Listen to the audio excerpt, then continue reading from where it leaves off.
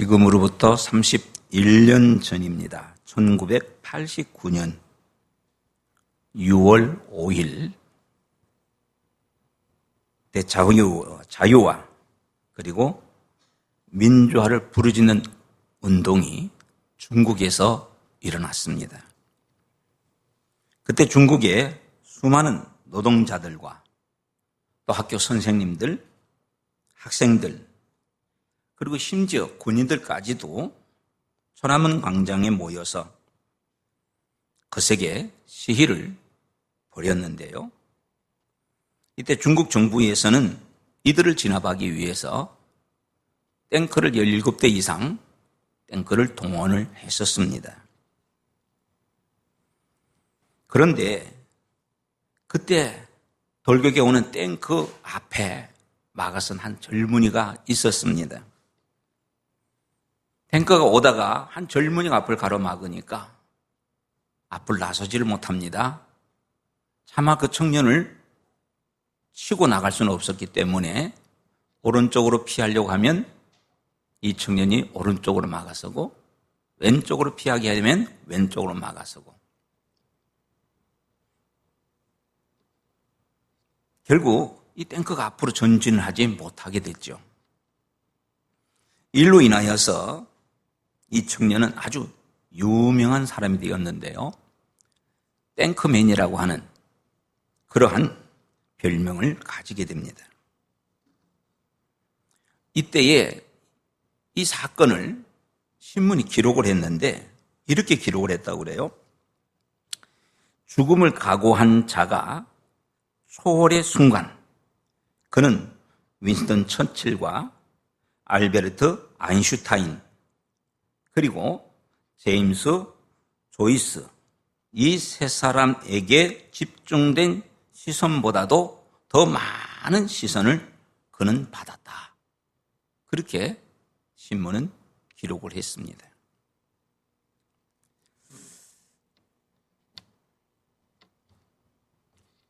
후일에 들려지는 그 말로서 이 청년이 누구였느냐 여기에 대해서 의견들이 분분했는데 어떤 사람은 그는 19세 된 학생이었던 왕애인이라고 하는 그런 청년이었다, 학생이었다라고 얘기도 하기도 하고요. 어떤 사람은 그는 공장 노동자의 아들이었다라고도 얘기를 하고 또 어떤 사람은 시골에서 막 올라와서 평범했던 한 청년이었다. 그렇게 소개를 했다고 그럽니다. 그건 누구인지는 정확하게 밝혀지고 있지는 않지만은 탱크 앞에서 목숨을 걸고 그 오는 탱크를 막아버렸다고 하는 이 놀라운 사실. 여러분, 만약에 여러분 같으면은 이런 상황에서 어떻게 그 청년을 보았겠습니까? 아니, 탱크가 쳐들어오고 있는 그 상황 속에서 여러분들은 어떤 모습을 할 수가 있었을까요? 이 청년은 그 탱크 앞에서 두려움을 모르고 가로막고 섰습니다. 그 청년이 어떻게 되었는지는 잘 모르겠습니다만 아마 그 청년은 그 평생에 그때의 그 모습을 결코 잊지를 못할 겁니다. 여러분, 여러분들의 삶 속에서도 살아오는 지금까지의 삶들 속에서 남들이 경험해 보지 못했던 또는 남들과 같은 경험을 하긴 했지만은 나에게서 특별한 경험을 했던 부분들은 있을 겁니다. 경험이라고 하는 것은 우리가 살아가는 데 있어서 참 좋은 스승이라고 볼 수가 있습니다. 저는 늘 제가 얘기했지만은 장로님의 아들로 태어나서 어릴 적 교회 생활은 아버지 때문에 어쩔 수 없이 내가 안 가면 아버지가 장로님으로서 욕을 듣게 될 것이고 그러면 아버지에게 누가 되는 거니까 아들로서 그래서는 안 되겠다 싶은 생각이 들어서 내가 자립할 때까지는 교회를 나가겠다. 이런 생각을 가지고 교회를 다녔습니다. 그리고 좀 더 커서 내 마음대로 내가 자리 봤을 때는 나는 교회를 그만두겠다. 그런 생각을 하고 지내왔었죠.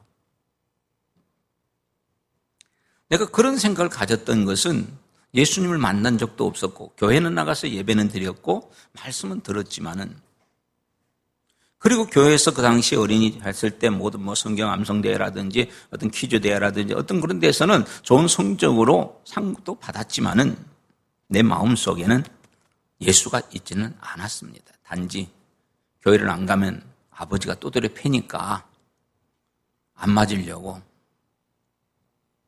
아마 지금도 우리 학생들 가운데 그런 아이들이 있지 않을까는 모르겠어요. 제가 결혼하고 우리 자녀를 낳고 제일 걱정했던 것이 바로 그 부분이었어요. 우리 아들과 딸이 나 같은 모습으로 교회는 나와서 예배는 드리는데 하나님을 만나지 못해서 그냥 어쩔 수 없이 교회를 나가는 건 아닐까? 그래서 우리 자녀를 위해서 눈물 많이 흘리며 기도했습니다. 참 감사하게도 하나님께서 우리 자녀들에게 믿음의 은혜를 허락해 주셔서 예수를 구주로 고백하고 지금도 목사로서 그리고 또 교회의 반주자로서 열심히 봉사하는 모습 보면 참 감사한데요. 여러분, 이들이 이렇게 하기까지는 단순히 아버지가 목사니까 너 이렇게 해라고 산 것이 아니고 기도하면서 하나님을 만났기 때문에 하나님을 만나는 경험이 있었기 때문에 그렇게 된 거예요. 저는 한번 말씀드렸던 것처럼 우리 아들이 군에 있을 때 하나님을 만난 거예요. 전화가 왔더라고요. 하나님 만났고 기도하다가 방언의 은사를 받았다고. 얼마나 감사한지 몰라요. 여러분, 우리가 신앙생활하면서 하나님을 만나는 경험이 있어야 됩니다. 이 경험 없이는 30년을 다니고 50년을 다녀도 신실한 믿음의 삶을 살아갈 수는 없어요. 경험이라고 하는 것은 우리의 삶에 폭을 넓혀줍니다. 그리고 그 삶의 깊이를 깊게 해줄 수 있는 하나의 도구가 됩니다. 그리고 이 경험은 우리의 삶의 풍조감을 만들어주기도 하고요. 우리의 삶을 좀 더 값지게 만들어갈 수 있는 하나의 조건이 되기도 합니다. 신앙생활은 마찬가지죠.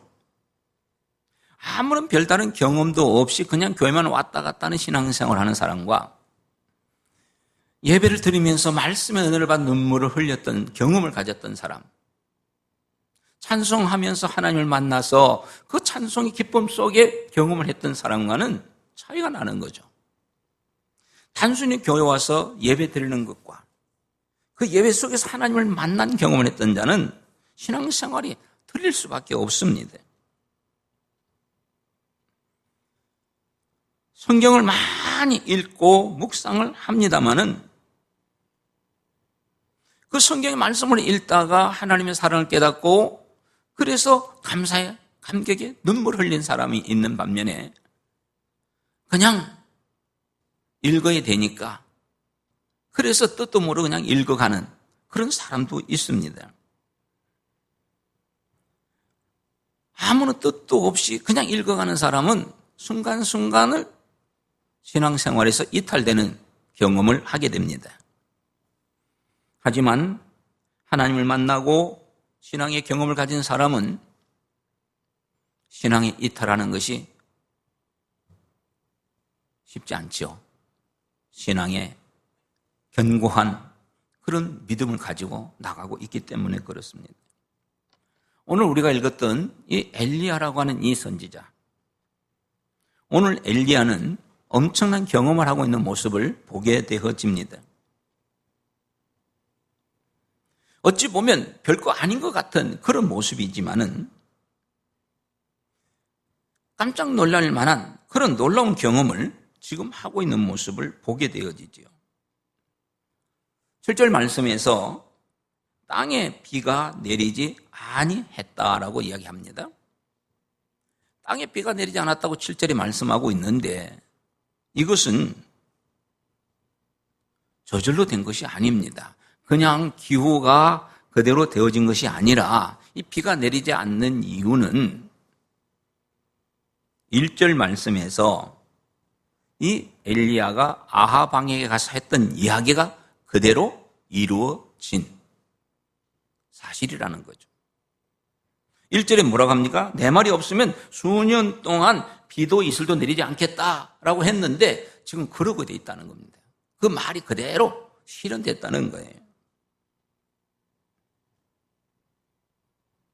그리고 얼마 후에 시내도 말라버렸다라고 이야기를 하죠.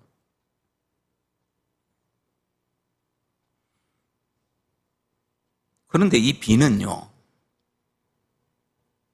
언제까지 내리지 않았느냐? 18장 1절에 보면 3년 동안 비가 오지 않았다 그런 얘기를 해요. 3년 동안. 근데 우리가 알기로는 여러분 이때 비가 얼마 동안 내리지 않았다고 여러분들 보십니까?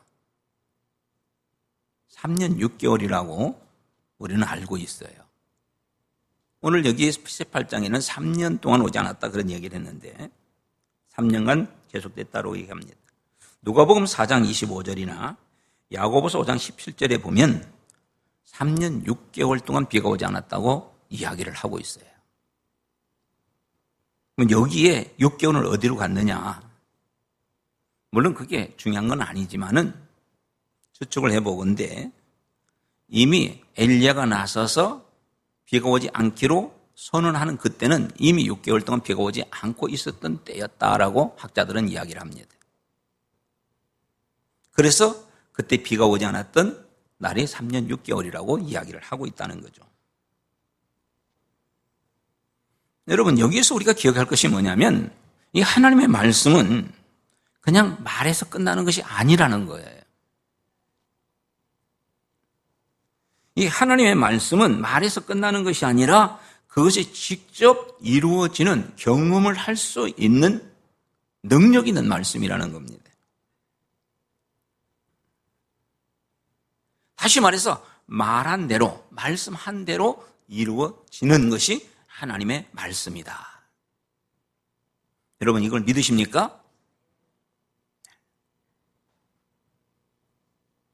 근데 그걸 믿는다면 말씀대로 살아야 되잖아요. 말은 믿는다 해놓고는 말씀대로 안 살 때가 얼마나 많이 있는지 몰라요.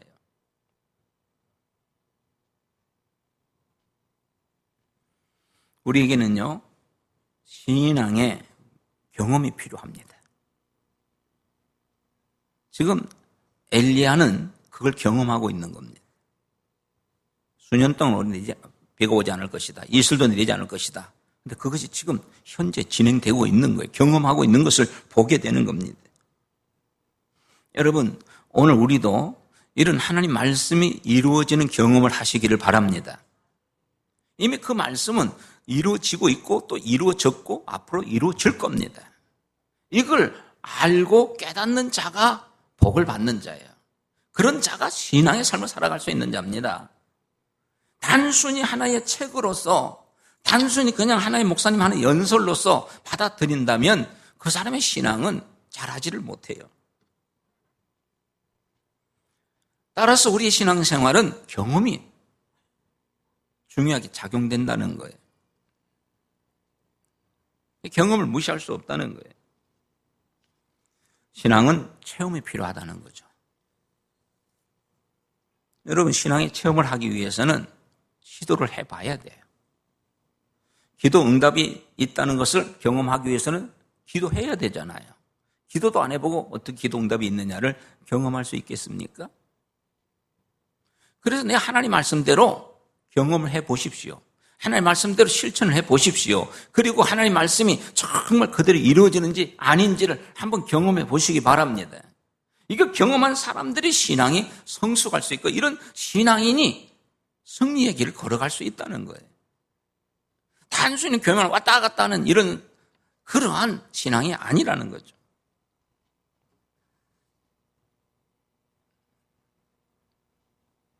이런 신앙의 경험이 이루어지기 위해서는 어떻게 해야 되는가?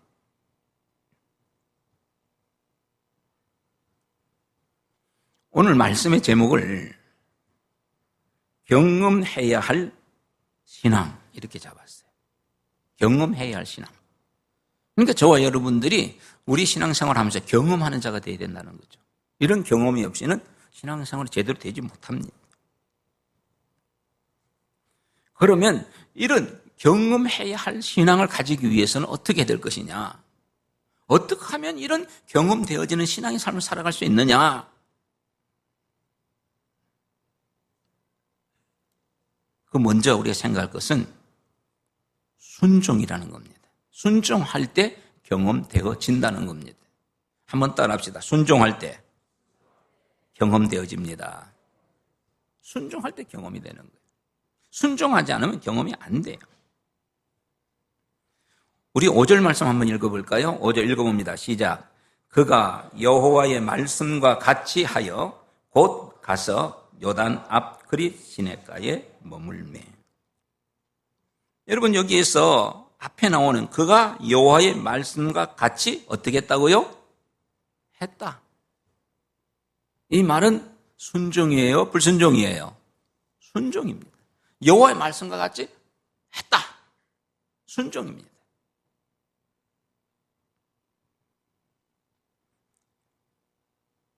여러분, 이건 말씀을 듣는 것에서 끝나는 게 아니에요. 말씀을 듣고 그럴까?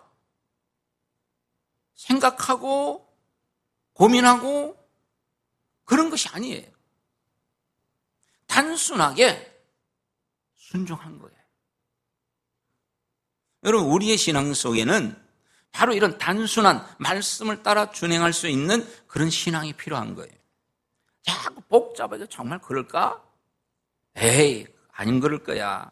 아니지, 목사님 그래도 된다고 하던데 자꾸 이것저것 복잡하게 생각할 이유가 없어요. 말씀이 그렇다고 하면 아멘 하고 받아들이면 되는 거예요. 순종하면 되는 겁니다.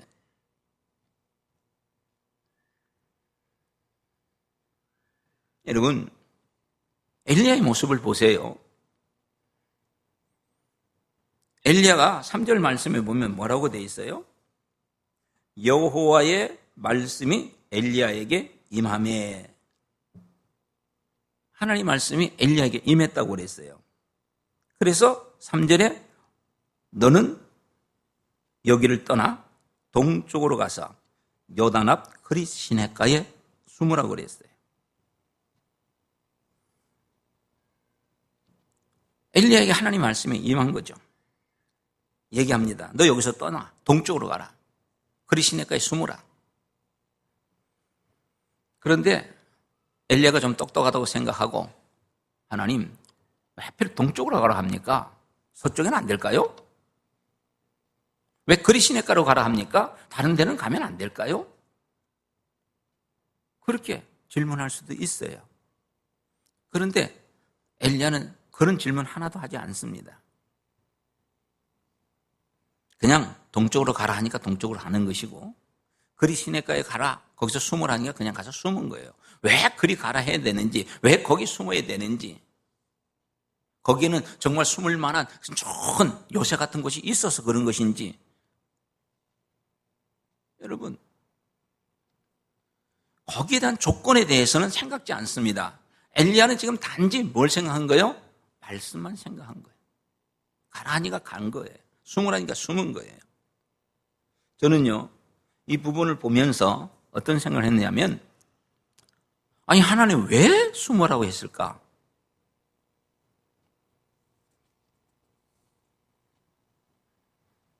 여러분, 지난 시간에도 말씀드렸던 것처럼 하나님이 숨으라면 그냥 숨는 게 그게 상책이에요. 얄팍한 지혜를 가지고 왜 그랬을까? 하나님 왜 숨으라고 했을까? 사실요, 이 부분을 제가 보면서 느끼면서 뭘 느끼느냐면, 아니 그 앞에서 1절 이하에서 자신께 가가지고 아하방 앞에 큰 소리 땅 쳤잖아요. 앞으로 비가 오지 않을 거다. 그랬다면 그 다음에 숨을 이유가 없잖아요. 가라에서 가서 선전포고같이 해놓고 놨는데 그 다음 숨으라면 얼마나 쪽팔려요. 큰 소리 쳐놨는데 숨으라고 하면은요 비겁하잖아요. 쪽팔리잖아요. 엘리야는 전혀 그런 생각 안 해요. 그냥 말씀이 하라고 하면 하는 거예요. 그게 내게 쪽팔리는 일이라 할지라도 그게 내가 볼 땐 비겁하게 보이고 그게 내가 볼 때 용기가 없지 그렇게 보인다 할지라도 그냥 하라고 하니까 하는 거예요. 이것이 오늘 우리로 하여금 하나님을 경험하게 하는 능력이 된다는 거예요. 여러분 신앙생활하면서 자꾸 이런저런 생각하지 마십시오. 그냥 하나님의 말씀 시키는 대로 하십시오. 주일 지키라면 주일 지키세요. 이거 하다가 직장 떨어지는 것 아닐까 이러다가 뭐 어떤 거 아닐까 고민하면은요 신앙생활도 안 되고 제대로 삶을 살아갈 수가 없어요. 갈릴리 가나에 혼인잔치가 일어났습니다. 근데 포도주가 떨어졌어요. 그래서 예수님의 어머니 마리아가 하인들에게 시킵니다. 예수가 시키는 대로 해라. 그래서 종들이 예수께로 가게 되고 예수님은 종에게 그런 얘기를 해요. 항아리에 물을 가득히 채워가지고 금을 가지고 떠다 주라. 저는요 이 부분에서 이 종들이 참 부럽더라고요. 술이 지금 포도주가 떨어졌는데 지금 예수님은 그냥 물 가지고 떠가지고 갖다 주라고 얘기합니다. 이거는요 속이는 것 아닙니까? 사람을 기만하는 거 아니에요? 물 떠다 주면서 포도주 가져왔습니다 할 수 있겠어요? 근데 지금 예수님은 그냥 물 떠다 주라는 거예요.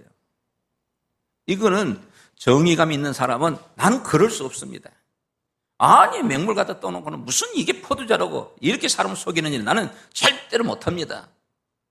그렇게 얘기할 수 있는 부분이에요. 근데 하인들은 어떻게 해요? 그냥 순종하죠. 순종했더니 그 맹물 같은 그냥 물이 포도주로 변하더라 그 얘기입니다. 순종할 때 역사가 일어난다는 것을 이야기하고 있는 거예요. 아니 요즘같이 코로나 때문에 비상시국인데 왜 자꾸 예배를 드리려고 하느냐. 예배 안 드리면 되지 않느냐. 좀 이럴 땐 좀 쉬면 좋을 텐데 이런 사람이 있어요. 우리 전사님도 들었지만은 한번 그랬잖아요. 집사라는 사람이 왜 이럴 때 천주교처럼 예배 안 드려야 되는데 나 천주교 갚을란다. 집사라는 사람이 그러고 있더라니까. 여러분 코로나가 아무리 닥쳐온다 할지라도 하나님의 말씀대로 하면 되는 거예요.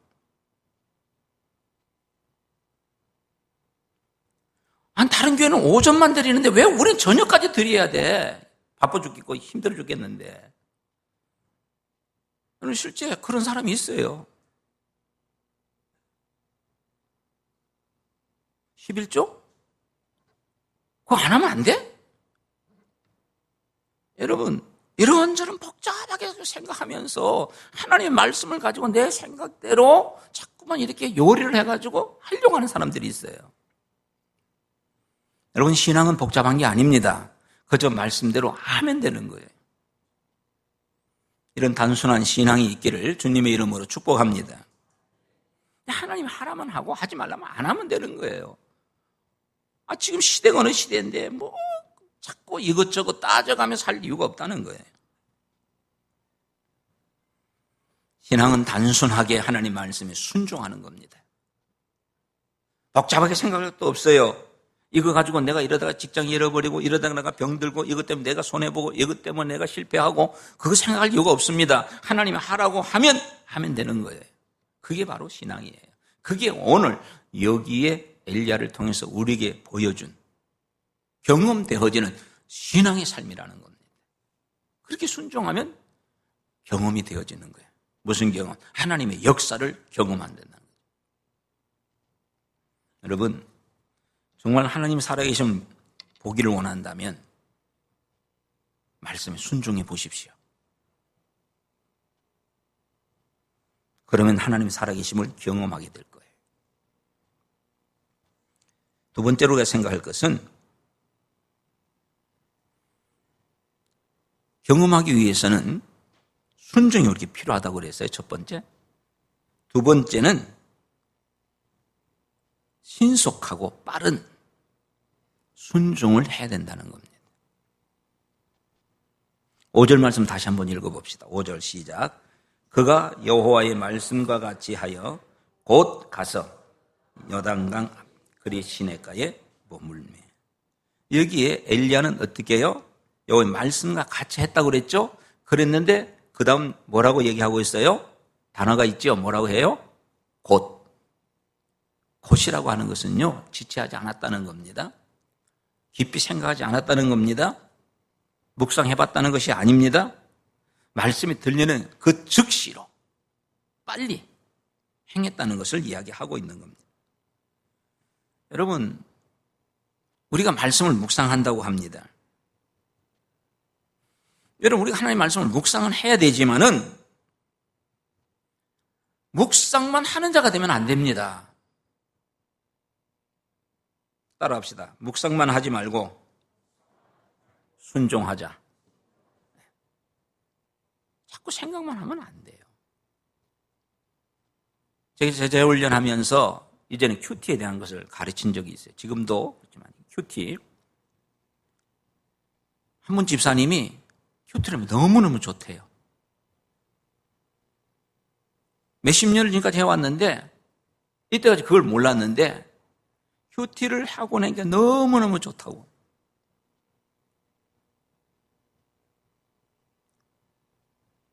근데 다음에 와가지고 보고를 하는데 하루 2번씩 큐티 한다고 그래요. 그래서 내가 그래, 집사님, 그럼 큐티대로 삽니까? 그랬더니 그렇게는 못 산대. 큐티만 한대. 그게 너무 좋대. 그래서 그거 하지 마세요. 큐티가 하는 목적은 그 말씀대로 살려고 하는 것이지, 큐티를 해보니까 그동안 생각지 못했던 그런 하나님의 말씀들이 자꾸 귀에 들어오고 너무너무 모르는 것들이 깨달아지는 게 너무너무 좋은데 그들을 못 사니 그러면 그게 무슨 소용이 있겠어요?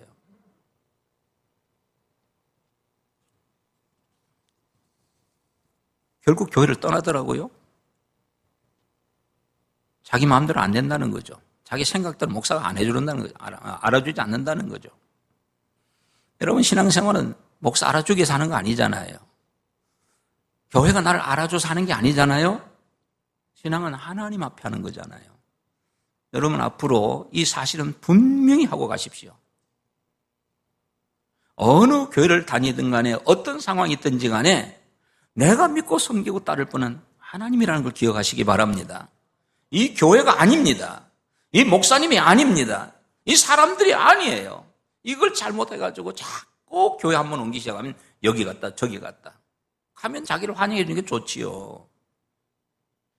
근데 그게 1년 갑니까? 아니에요.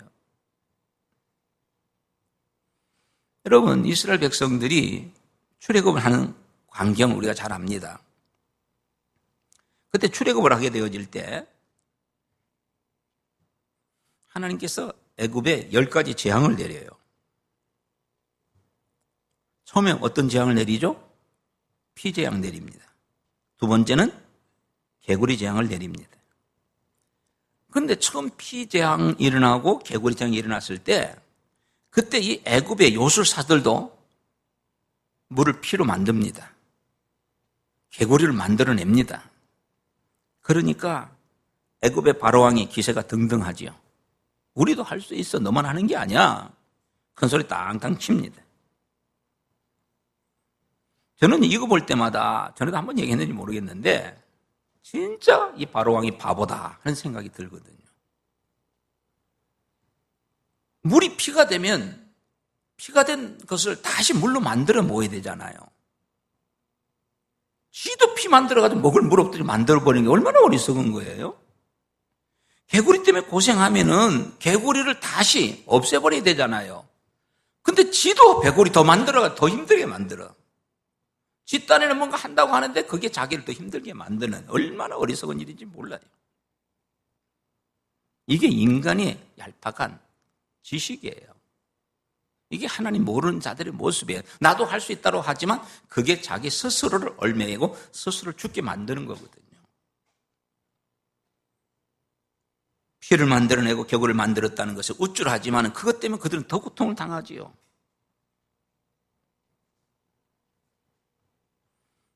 여러분, 세 번째 재앙이 뭡니까? 티끌 가지고 일을 만들어낸 거였어요. 근데 애굽의 요술사들은 그걸 못했어요. 그러니까 그때서야 이게 보통 일이 아니구나 생각을 하게 되죠. 네 번째 재앙이 뭐예요? 파리 재앙이에요. 자기들이 처음에 했을 때는 자기도 기고만장했는데 이게 안 되니까 그때서야 이게 보통 일이 아니구나 그렇게 생각을 하고 모세를 부르죠. 모세와 아론을 불러가지고 너희들 보내줄게. 그러니까 이 재앙을 좀 없애게 해주라. 그래서 모세가 그 재앙을 다 제거합니다. 하나님께 기도해서. 그랬는데 그 파리떼가 사라지고 나니까 마음이 돌변하죠. 이런 일들이 계속됩니다. 5번째, 6번째, 7번째, 8번째, 9번째까지.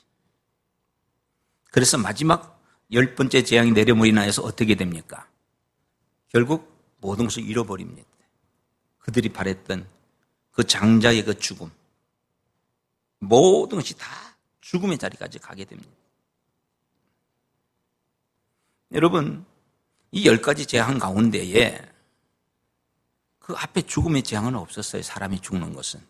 마지막 죽음이 나가는 거예요. 결국 말씀대로 살지 못하면 죽는다는 것을 보여주는 거거든요.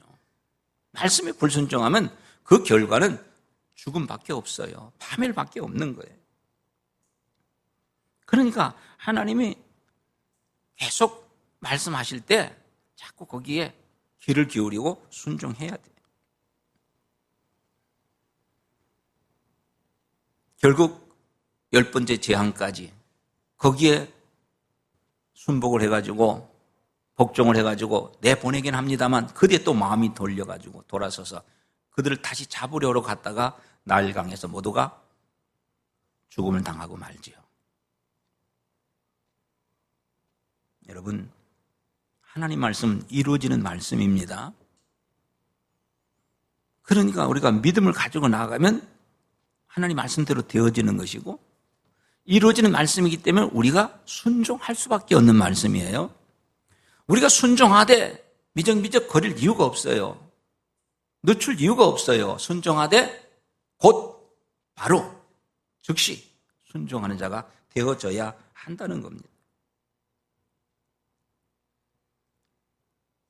여호수아는 그의 마지막 죽음에 앞서서 백성들을 불러놓고 이야기하지요.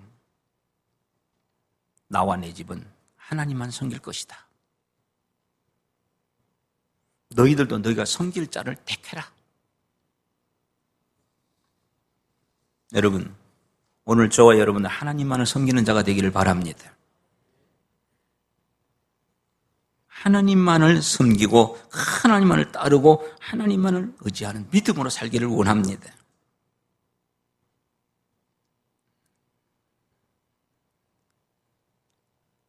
괜히 이런저런 생각 가지고 이런 눈치 저런 눈치 사람 눈치 보지 마십시오.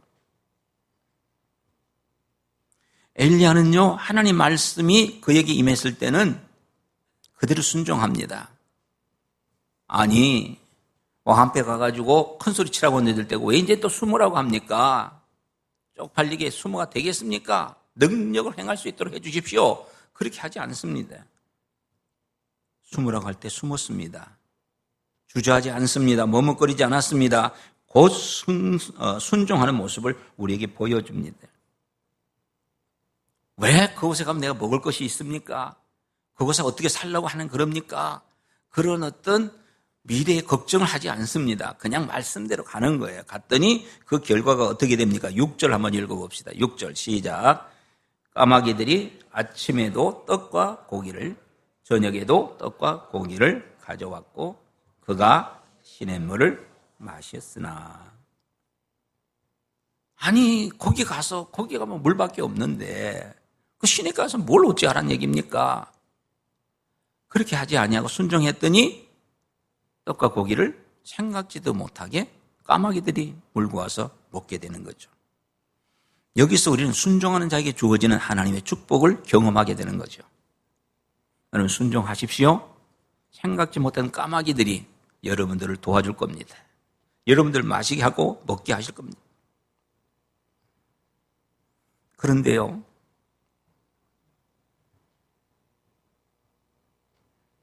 이런 6절에 일어났던 이 같은 기적, 이거 그냥 일어난 거 아닙니다. 이미 4절에서 예언된 말씀이었어요. 4절에 보면은요, 하나님께서 이미 말씀하신 그대로 된 거예요. 그러니까 하나님 말씀 하나라도 버릴 게 없어요. 하나님 말씀은 다 1.1핵도 변하지 않고 다 이루어질 수 있는 말씀이에요. 4절에 너 가면은 다 먹여주겠다. 까마귀들 해줄 거다. 4절에 얘기하고 있잖아요. 그리고 그 말씀대로 6절에서 이루어진 거예요. 그런 점에서 우리는 말씀에 순종하는 자가 되기를 바랍니다. 순종하되 지체하지 말고 즉시로 곧 순종하는 자 되기를 바랍니다. 그게 축복받은 자의 모습이에요. 괜히 지체해봐야 나만 손해죠.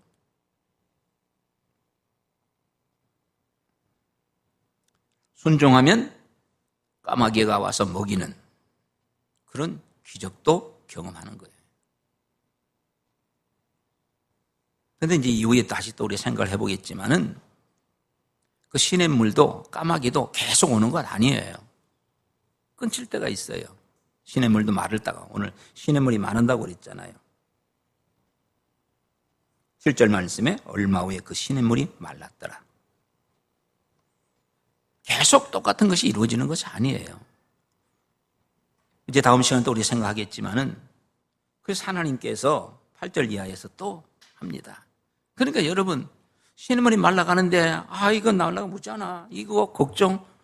또 까마귀가 오늘 내일은 안 오면 어떻게 하나. 걱정할 거 하나도 없어. 그 다음에는 하나님 또 가르쳐주니 되니까.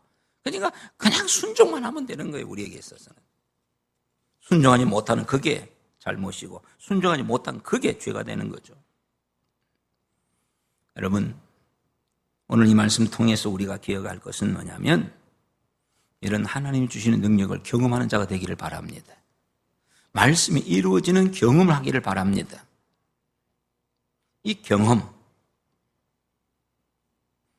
이것이 오늘 저와 여러분들에게 계속되어질 때 우리의 신앙은 더 성숙해져 갈 수 있는 거예요. 이런 경험이 없으니까 예수 말씀대로 한다고 되나? 이런 소리는 하고 다니죠. 돈도 없는데 자꾸 헌금만 한다고. 아파 죽겠는데 자꾸 와서 기도하란다고. 여러분 경험해본 사람은 다 할 수 있어요. 경험 안 하니까 모르는 거예요. 여러분, 여러분들은 지금 어떤 경험을 하고 살아가고 있습니까? 하나님을 믿으면서 지금 어떤 경험을 하고 살아가고 있어요? 이런 경험이 없다 보니까 예배 드려봐야 별 수 없네? 기도한다고 안 되네? 그러니까 기도도 안 되고 예배도 못 드리게 되어지고 이렇게 되잖아요. 근데 경험하면은 자꾸 그게 재미있어지는 거예요. 경험은 자꾸 하고 싶어지는 거예요. 경험되는 거예요.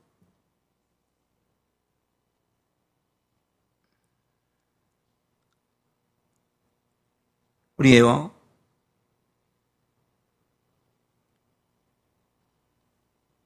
우리 손주가 외손주 언약이 있잖아요. 언약이가요. 여기서 저까지 우리 집으로 이렇게 하면서 따라가면요. 가다가 보면 저 과로 아파트 놀이터가 있어요. 거기 자꾸 가자고 그래요. 그럼 거기 가다 보면 이렇게 올라가는 데가 있어. 올라가서 다시 이렇게 넘어와야 돼. 한동안 그걸 자꾸 올라가는 거예요. 올라가서 내려오는 겁니다. 잘못 올라가면 떨어지는데, 그래서 덜덜덜 떨면서도 올라갔다가 또 넘어서 내려오고. 처음에는 힘이 들어가지고 막 하다가 이제 그게 어느 정도 되니까 재미가 있으니까 자꾸만 하려. 다른 거 안 해. 그것만 올라갔다 내려갔다 올라갔다 내려갔다 이것만 하려고 그래. 그러나 어느 날 떨어질 뻔 한 번 한 적이 있어요. 올라가다가 해야 되는데 뭔가 해야 돼. 옆에 누가 다른 아이가 있으니까 자기 마음대로 못하고 어떻게 하다가 그게 안 되니까 그다음부터는 안 하려고 하더라고요. 여러분, 무슨 얘기냐면 경험이 돼야 된다는 거예요. 내가 자꾸 기도하면 응답받는 경험이 있으면 자꾸 기도하게 되고, 축복받는 경험이 있으면 자꾸 축복을 갖기 위해서 또 자꾸 그런 순종의 삶이 되는 거예요. 이게 경험이 없다 보니까 안 되는 거예요.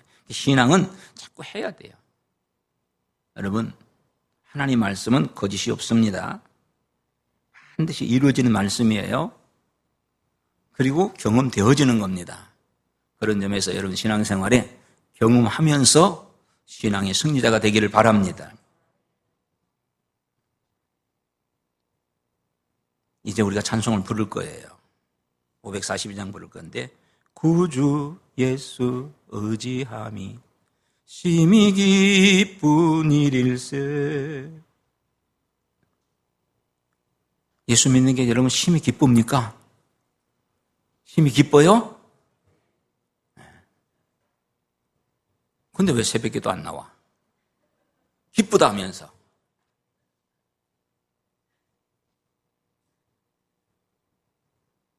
여러분, 정말 기쁜 사람은요, 자꾸 해야 돼. 예수 믿는 것은 받은 증거 많도다. 여러분, 예수 믿는 게 증거 많습니까? 받은 증거들이 있습니까? 그 받은 증거를 하기 위해서는 우리의 믿음이 더 강해지고 순종을 해야 되고, 순종하되 즉시로 순종함이 있어야 된다는 거. 오늘 이 말씀을 통해서 우리에게 가르쳐주고 있습니다. 여러분, 그냥 교회만 왔다 갔다 하는 그런 명목상의 그런 사람이 되지 않기를 바랍니다. 기도하고 찬송하고 예배하고 하나님의 살아계심을 경험하고 하나님의 응답을 받고, 그래서 그 기쁜 경험을 통해서 내 믿음이 더욱 성숙해지고 그를 통해서 더욱 하나님 주신 은혜의 자리에서 나아갈 수 있는 그런 삶, 이런 기쁨의 삶들이 주님 오시는 그날까지, 아니 주 앞에 가는 그날까지 계속되기를 주님의 이름으로 축복합니다. 기도하겠습니다. 참 좋으신 아버지 하나님 감사합니다. 하나님께서 오늘도 우리에게 은혜를 허락해 주심을 감사합니다.